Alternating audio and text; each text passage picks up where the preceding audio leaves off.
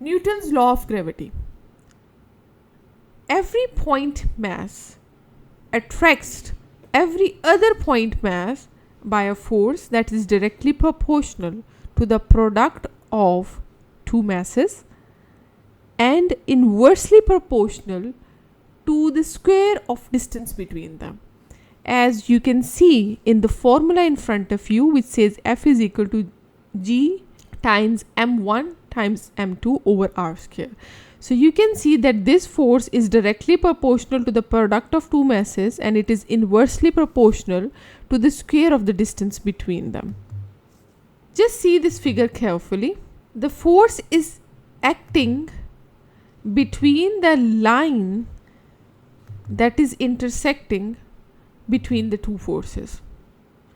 You also notice that R is what? R is the distance between their center. Okay, now let us solve one question.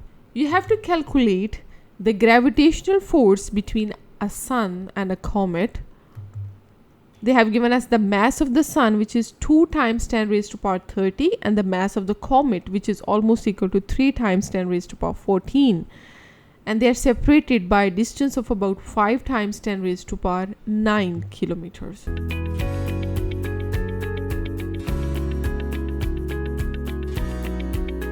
Okay, what they have given us in the data. We have the mass 1, we have the mass 2, we have the distance between these two masses, which is equal to 5 times 10 raised to power 9, but I have to convert it into meters, so I will do 5 times 10 raised to power 12 meters. The gravitational constant G is 6.67 times 10 raised to power minus 11, and the gravitational force is the force which we have to find out.